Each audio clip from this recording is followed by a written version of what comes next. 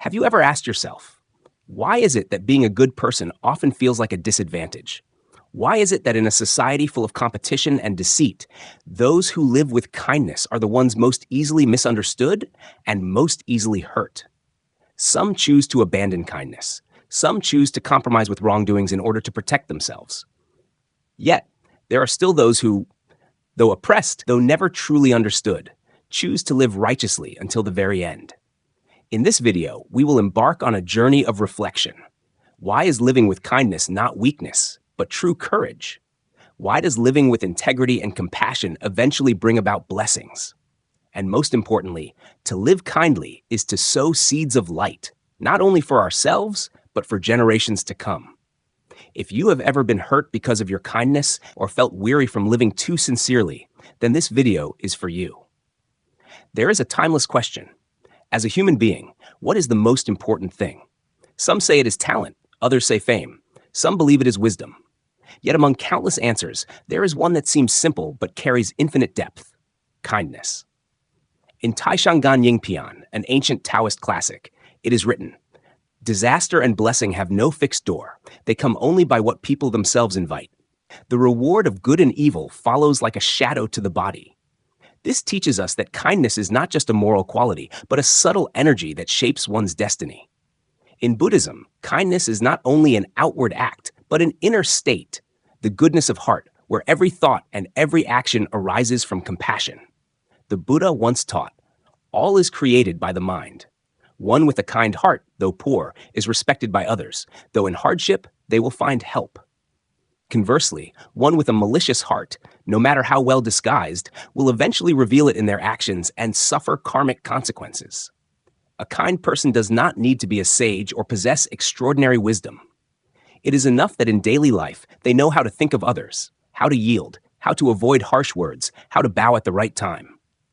That alone plants a good seed into the vast universe. And that seed never disappears. It quietly grows within favorable conditions until one day the fruit of kindness blossoms like a radiant flower. The Confucians of old also highly valued kindness. In the Analects, Confucius said, "The gentleman seeks harmony without conformity. The petty man seeks conformity without harmony." A truly kind person maintains uprightness, lives sincerely, but does not easily compromise. They do what is right, even when no one is watching. They help others, even without expecting anything in return. There is a famous story in Sima Qian's records of the Grand Historian. When Han Xin had yet to make his mark, he was so poor that he had to beg for food. An old woman washing clothes by the river saw his hunger and gave him rice to eat. Others mocked her for being foolish, but she simply said, "A man of ambition cannot be measured by present poverty." Later, when Han Xin became a great general, he sought her out and repaid her kindness generously. A simple act of compassion, a bowl of rice, planted a seed of humanity in someone's life and was returned with lasting gratitude. Such stories are not rare in Eastern history. Kindness, over time, does not fade but shines brighter. Unlike cunning or cleverness, qualities that diminish with changing times, kindness is like the roots of a tree. Though branches may wither with the seasons, deep roots keep the tree evergreen. You may not be beautiful, talented, or wealthy, but if you are kind, you are still worthy of respect, because a kind person preserves dignity and compassion. They do not need the spotlight, nor the empty vanity of fame. Their light radiates from within, from a heart that loves, empathizes, and understands the pain of others. There is a well-known saying by the American writer Mark Twain, "Kindness is the language which the deaf can hear and the blind can see." Truly so. A kind person may not speak flowery words, but their eyes reveal sincerity. Their actions show gentleness. Their presence brings comfort. They may not achieve grand feats, yet their very existence softens the air around them. Buddhism teaches, when the mind is pure, the land is pure. If everyone kept a kind heart, society would see less conflict, families fewer tragedies, and people would live closer and more understanding of each other. A kind person is like a candle in the dark, and if enough candles burn together, the whole world will be illuminated. In modern society, many mistake kindness for weakness, foolishness, or naivety. But in truth, only those who are strong inside dare to live kindly in a deceitful world. Choosing kindness is choosing a path steep yet noble. It is the courage to go against the current, not to drift with the crowd. It is the strength to remain true in the storm, not to change colors for profit. Albert Einstein once said, "Each person must contribute to society with their moral character, not only with their intellect." Intellect builds machines and conquers space, but only kindness allows us to live humanely, with dignity, for one another. A world full of cunning and calculation, but devoid of kindness, would be as barren and cold as a desert without sunlight. Have you ever wondered, if tomorrow I lost everything, wealth, fame, status, what would remain? The answer is, what you gave away with kindness will remain in the memory of others. People may forget who you are, but they will never forget how you treated them. In Tao Te Ching, Lao Tzu wrote, "The highest good is like water. Water nourishes all things without competing, flows to low places without complaint, sustains life without showing off." Kindness is the same, quiet, humble, yet deeply nourishing, present wherever life needs it. A kind person is like clear water. They may not sparkle like diamonds, but they sustain life. In today's fast-paced world, where people often think only of me and forget us, kindness is the bridge connecting hearts, the thread preserving our humanity in an increasingly mechanical, indifferent world. We often dream of a peaceful world, a caring society, a compassionate community. But such a world does not come from miracles. It comes from small acts of individuals. A smile, a thank you, a selfless gesture. And all those little things can only begin from a kind heart. So what about you? In everyday life, have you ever given up your seat for the elderly on the bus? Have you ever smiled at a vendor? Have you ever forgiven someone who hurt you? Have you ever asked yourself, am I living kindly with others? Remember, kindness does not need anyone's recognition because you are the first to reap its sweet fruit. A kind soul is a light soul. A kind heart is one free from resentment. A kind person is one who, even in the midst of storms, does not lose themselves. In today's society, living with kindness is not always easy. Some choose kindness but are labeled as naive, taken advantage of, or pushed aside.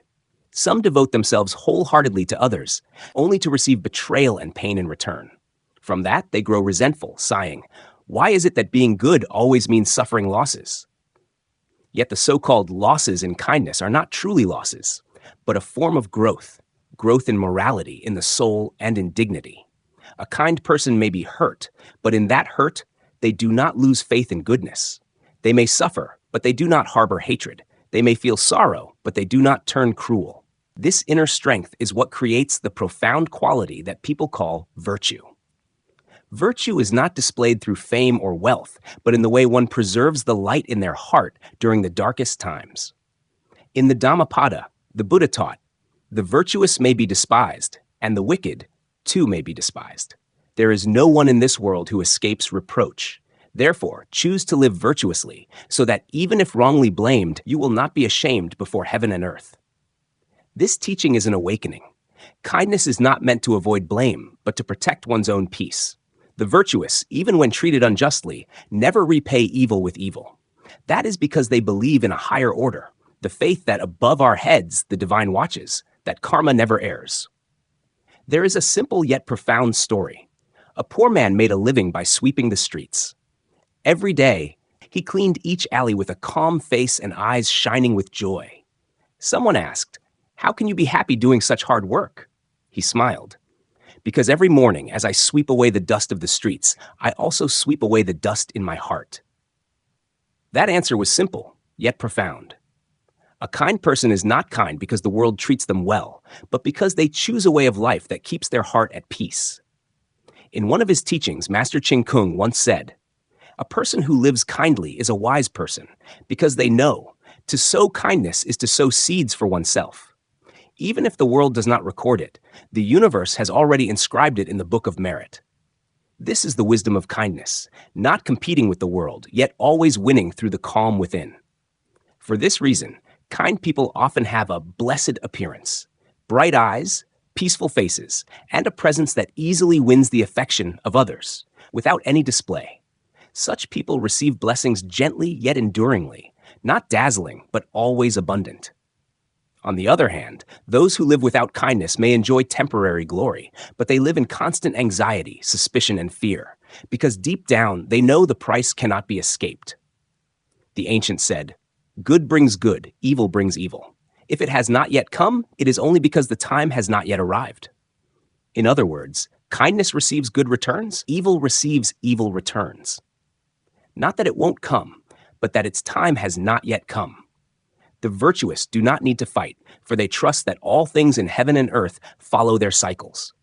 To suffer a loss today may be to store virtue for tomorrow. To be abandoned by someone today may be heaven's way of protecting you from a greater disaster. Think about it. In a world full of greed, deceit, and hatred, if one person chooses to live honestly, to harm no one, to judge no one hastily, is that not the most gentle light in this world? Therefore, hold on to kindness as one would protect a lamp in the night.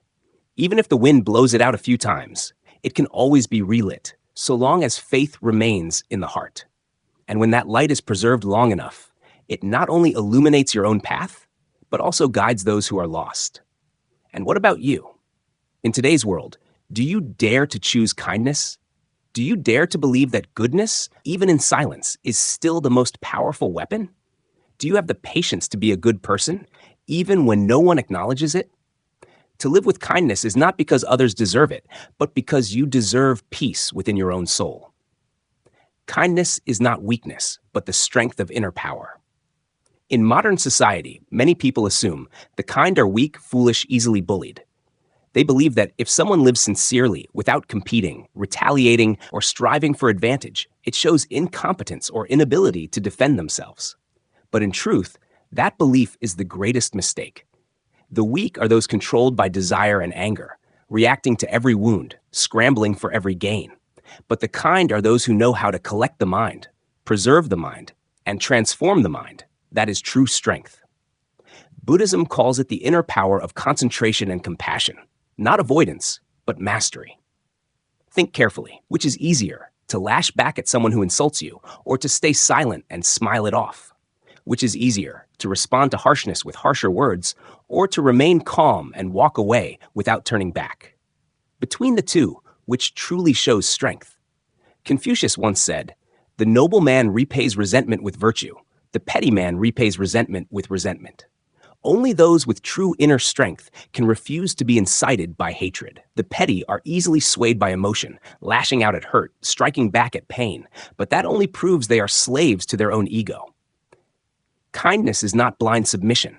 Kindness is the foresight that every action leaves a trace in karma. Thus, the kind do not rush to revenge, do not fight for what is not theirs, do not act out of fleeting emotion. They may stay silent, yield, endure, but this is a choice born of wisdom, not weakness. The ancients said, "A gentle horse may be ridden, a kind man may be deceived." But gentleness does not mean cowardice.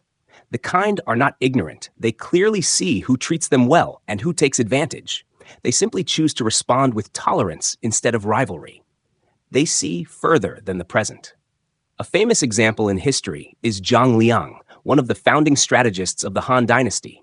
Once, an old man dropped his shoe and ordered him to pick it up. Though Zhang Liang was a learned man, instead of resisting, he patiently complied. After testing him 3 times, the old man was satisfied and handed Zhang Liang the book The Art of War by Zhang Zia, which later enabled him to help Liu Bang establish the empire. That patience and kindness were not weakness, but the foundation of great wisdom, the strength of one who can master himself. Thus, kindness is not about refusing to fight. It is about knowing when to stay silent, when to speak, and when to let go. Calmness in adversity, compassion in suffering, that is the courage of the truly wise. Goodness is the power that transforms karma, the power that dissolves hatred. Buddhism teaches, when a single good thought arises, countless sins are dissolved. A compassionate heart not only helps people live more beautifully, but is also a force that transforms karma, resolves resentment, and dissolves anger. Hatred is like fire. It may not always burn others, but it will surely consume your own heart. Goodness, on the other hand, is like water, silent, gentle, yet enduring, seeping into every barren patch of life's soil. A venerable monk once said, "The truly strong are those who can smile at their enemies, remain calm when insulted, and bow when necessary to preserve peace for others." This is the wisdom of compassion. The virtuous do not live to prove themselves right. They live to preserve peace for themselves and those around them. In a small village in Japan, there was an old woodcutter. For 40 years, he went up the mountain daily to collect firewood to sell. Yet whenever he passed a neighbor's house known for setting animal traps, he quietly removed them to save the creatures. Someone once asked him, "What good does this do? He will just keep setting more traps. Aren't you tired?" The old man smiled and replied, "No one is more tired than the wounded animals. I only do what makes my heart feel light." Years later, the trapper fell gravely ill, with no one to care for him. It was the old woodcutter who brought him porridge every day, tending to him without complaint. Before his death, the trapper wept, "I never imagined anyone could be so forgiving." The old man only said, "Life is short. Carrying hatred is too heavy. I choose to live lightly." Kindness is like water. It wears through stone. The strength of the virtuous lies in silent yet profound transformation. No arguments needed, no proof required, no victories sought. They need only to conquer themselves. So who is truly strong? The one who defeats others, or the one who forgives them? The one whose sharp words wound, or the one whose gentle words awaken? The one who makes others fear, or the one who makes others draw near? In this noisy world, do you want to be the one who shouts, or the one who keeps serenity? Do you want to live to conquer others, or to conquer yourself? Goodness, this is life's most noble victory. Have you ever wondered why the kind often suffer loss? One of the greatest paradoxes that makes people doubt morality is, why do good people suffer while the wicked seem favored? Why are the sincere deceived? Why are those who help misunderstood while schemers advance smoothly? This question has lingered for millennia, troubling sages throughout history. Yet, look deeper. The losses endured by good people are not injustice, but a form of trial, a delayed justice of karmic law. Buddhism says, karma never errs, but the fruit does not ripen the instant the seed is sown. Just as a seed may not sprout today, that does not mean it will not grow. Just as a long-lived tree blooms later than weeds, but when it does, its blossoms are radiant and lasting. The virtuous may face temporary hardship because heaven is teaching them patience, refining their character, and storing virtue on their behalf. Confucius once said, "When heaven gives a person virtue, it preserves them for great tasks. Thus, it lets them face hardship to temper their heart, suffer loss to accumulate blessings, and be misunderstood to cultivate tolerance." You see, there are those who commit evil yet live in ease, wealth, and fame. But have you ever looked into their eyes? Heard them speak of restless nights? Felt their hidden fears? What people call the prosperity of the wicked is often but their final grace period before retribution arrives. The ancients said, "When goodness brings no reward, it is not heaven's fault. When evil has not yet been punished, it is not heaven's forgiveness." The virtuous may be betrayed by others, but heaven never betrays them. Others may exploit you, but heaven silently keeps record. When the time ripens, it will repay you in the most unexpected ways. Others may oppress you, but heaven will restore your justice, perhaps not by punishing them, but by lifting you to a place they can never reach. A Zen master once said, "Patience is blessing, loss is virtue gained, and suffering is purification of karma. Whoever can endure, suffer loss, and bear hardship is walking heaven's path." The virtuous live with the heart, not with a role. They may not be celebrated in the crowd, but unseen spirits guard them. No applause may greet their kindness, but when they fall, mysterious hands will lift them up. Have you ever witnessed those who spent a lifetime doing good, quietly helping others, only to be unexpectedly saved in their time of peril by someone they once helped without seeking reward? That is no coincidence. It is the blossoming of seeds sown long ago, blooming at the very moment they are most needed. So, do not think that being virtuous means losing forever. You may lose something now, but heaven is preparing a greater blessing, a more timely and deeper one. As Master Xing Yun once said, "Suffer loss for a while and enjoy blessings for a lifetime. The virtuous are never forsaken by heaven." Long ago in Suzhou, there was a man named Cheng Ziguang. He lived his life teaching, poor yet upright, and was renowned for his honesty and kindness. Despite his poverty, he always cared for orphans and the sick. Each day, even with just a bowl of porridge, he would share half with a stranger. Someone once asked him, "Teacher, you do so much good, yet why are you always poor?" He only smiled and gently replied, "The fact that heaven has not yet repaid me does not mean it will not. I live kindly so my heart stays pure, so my conscience feels no shame, not for gain. Then, when Cheng Ziguang turned 58, an unexpected calamity struck. He was falsely accused of aiding the enemy and imprisoned. Decades of upright living seemed to crumble to ashes overnight.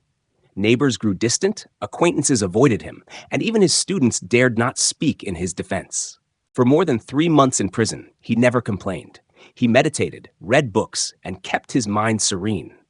When the prison guard asked, "Why are you not angry at life?"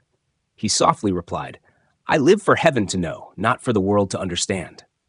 Finally, on a freezing winter night, the court reopened the investigation and discovered that all the evidence had been fabricated by a landlord who wanted to seize his land. Cheng Ziguang was exonerated, released, and honorably reinstated. But the miracle did not stop there. Upon his return, a wealthy merchant from the north came to his home. That man turned out to be an orphan boy Cheng had once sheltered and taught for 3 years without taking a single coin. Now successful, the merchant gifted Cheng Ziguang a spacious house and a large sum of money to repay the old kindness. The villagers could not help but exclaim, "Do good, and heaven will not forsake you." Though harmed by men, you are protected by heaven. Though you lose your name, your virtue remains. Though misunderstood, grace will come. It was precisely Cheng Ziguang's quiet benevolence that shielded him from the blade of false accusation. It was his selfless compassion that planted seeds of blessings, which heaven later repaid fully and justly at the right time. Had he lived calculatingly, he would not have received such sincere recompense. Had he done good only for the sake of reward, he would have long been disappointed. But because he lived kindly from the heart, the return came from both people and heaven's arrangement. Have you ever felt such loss as he did? Have you ever helped someone without receiving gratitude, then felt disheartened? Remember this: not everyone repays kindness, but heaven always records it. Not everyone sees your virtue, but goodness is never forgotten. The ancients said, "Good and evil may come late, but they never lose their way." Thus, even when the virtuous are trampled today, heaven is silently upholding them from the unseen. When the time comes, blessings will arrive, and at the most fitting moment when you need them most. One of life's deepest truths is, blessings and calamities do not stop with oneself, but pass down to descendants. In Taishang Gan Ying Pian, it is written, "A household that accumulates good deeds will have abundant blessings. A household that accumulates evil will surely inherit misfortune." This is not merely a moral teaching, but the distilled wisdom of generations observing the law of cause and effect and how blessings or misfortunes are transmitted through family lines. In Eastern philosophy, virtue is a form of invisible wealth. It cannot be seen like money, nor measured like possessions, yet it is inherited even more deeply than genetic traits. A father or mother with a kind heart, living uprightly, loving others, and helping the world, even if they leave no great fortune, their descendants still inherit the radiance of that virtue. Buddhism teaches, all wholesome deeds ripen into blessings. These blessings may manifest in this life, in the next, or in many lives after. Therefore, those who live virtuously today not only create good karma for themselves, but also sow blessings for generations to come.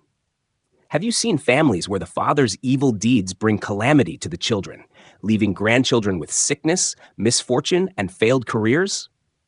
Or families whose ancestors lived with virtue and helped others, though their descendants may stumble, they still find aid and meet benefactors? This is not superstition. It is the law of cause and effect silently working in life's deeper layers. The Ming Dynasty philosopher Wang Yangming once said, "To seek blessings for your descendants, first preserve virtue for yourself." Doing good deeds, living sincerely, and acting with righteousness, these are the truest talismans that silently protect your children and grandchildren. There are people who live their whole lives without fame or dazzling success, yet their hearts are kind, their lives upright, and they harm no one. And later their descendants succeed in studies, prosper in business, and live in harmony.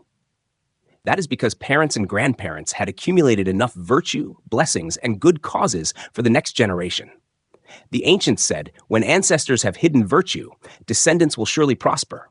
When people maintain upright hearts, blessings will gather for later generations. Conversely, if one creates evil karma for petty gain through deceit, exploitation, greed, and harming others, they not only harm themselves, but also send a debt of karma into the future of their descendants. That is a debt that cannot be borrowed away, cannot be escaped, and will inevitably come due. Therefore, those with true wisdom do not live only for today, but live so as not to be ashamed before the future. They understand that every action is a current of energy sent forth, which will return in some form, either as blessings for children or calamities for grandchildren. What do you wish to leave for your descendants? A grand house or a family name honored for its virtue? A material fortune that can vanish, or a lineage of integrity respected by generations?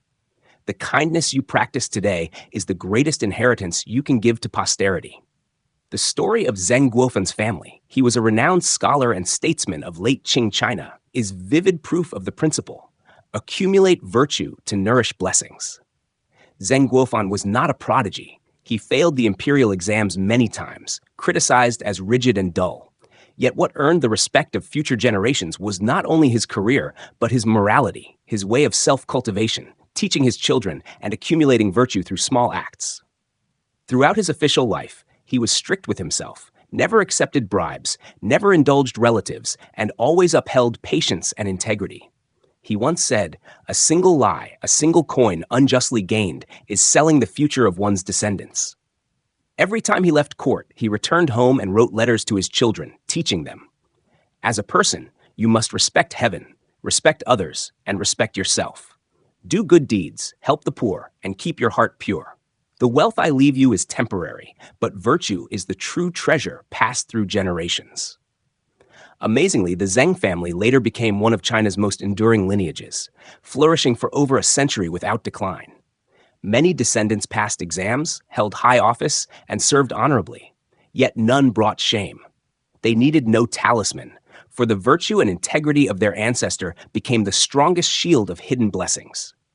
That story compels us to reflect. Is it true that every act we do today is writing a line into the destiny of those who come after us? Is it true that every good deed we perform plants a light into the future of our descendants? Conversely, some lineages are weighed down by ancestors who were cruel, greedy, and immoral, leaving a name that burdens their descendants. Misfortune may not come immediately, but gradually. Children born with illness, generations facing calamity, broken relationships, failed endeavors. At that time, regret can no longer undo the past. The ancients had a saying, "He who accumulates virtue, heaven bestows blessings. He who depletes virtue, heaven takes away." Therefore, living with kindness today is not merely an investment for the present, but a way of sending hope into the future, a future with light, with benefactors, with heaven's favor and support. Tell me, in this life, who does not wish for their descendants to be safe, healthy, accomplished, and virtuous? So, have we truly left them with good roots yet? You may not leave behind castles, luxury cars, or company shares. But if you leave behind the example of a life lived with sincerity, honesty, and kindness, then even if future generations face hardship, they can still stand tall in life, sustained by the very light you have passed down. At that moment, you are no longer living only for yourself, but have become a firm root in the family tree, silently transmitting life's sap to each generation that follows. Throughout the journey of being human, surely each of us has been hurt by those we once trusted. We have given all our heart only to be met with betrayal and coldness. We have remained silent when slandered, stood behind others when they claimed glory, and many times questioned ourselves, is living kindly really worth it? But it is precisely in the darkest hours that we realize, kindness is not the easiest path, but it is the right one. For in being kind, we do not need the world to recognize us. We are already recognized by heaven and earth. We do not need repayment, for we know that every deed we perform plants a seed of goodness in the universe. The wise calculate profit and loss. The kind choose inner peace, even if the world looks down upon them. And the truly enlightened are those who know how to forgive, how to endure, and how to do good even when in a position of weakness. In Chinese history, there was a man named Li Jingtu during the reign of Emperor Gaozu of Tang. When poor, he was cheated by friends, abandoned by family, and framed by colleagues. Yet he still chose to live uprightly, helping others without calculation. Later, when he became a renowned general, he did not seek revenge against those who had harmed him, but instead quietly helped them through difficulties. When asked, "Why would you save them?" he simply smiled and said, "Because I chose to live with kindness, not to live by strife." From this, we see that kindness is a choice, a form of strength, and a deep imprint upon the soul. The kind may suffer in the human world, but they are protected by the laws of heaven. They are not defined by gain or loss, but by serenity in the heart and virtue for future generations. Indeed, you may be deceived, misunderstood, disadvantaged. You may feel weary from holding on to decency in a calculating world. But if you have a dutiful child, a warm family, and a life without shame, then it is already proof that heaven has not abandoned the kind-hearted. So, if you are hurting, tired, or on the verge of losing faith in kindness, please read these lines again. Remember, the kind may be deceived by men, but they are never deceived by heaven. The kind may suffer for a moment, but blessings will come when conditions are ripe. This world is in dire need of people who can keep kindness in their gaze, who choose love over hatred, who do what is right even when unseen. If you are one of them, please continue, for your kindness is the small lamp that illuminates a whole stretch of darkness in this world. If you have read this far, thank you for spending your time journeying through these reflections. To help more people find inspiration, please like, share, and subscribe to spread the power of kindness to many others. Every action you take is the planting of a seed of goodness. Who knows? Perhaps someone, somewhere, desperately needs this reminder not to give up on their faith in kindness. May you always be at peace in your heart, blessed in your life, and steadfast on the path of goodness.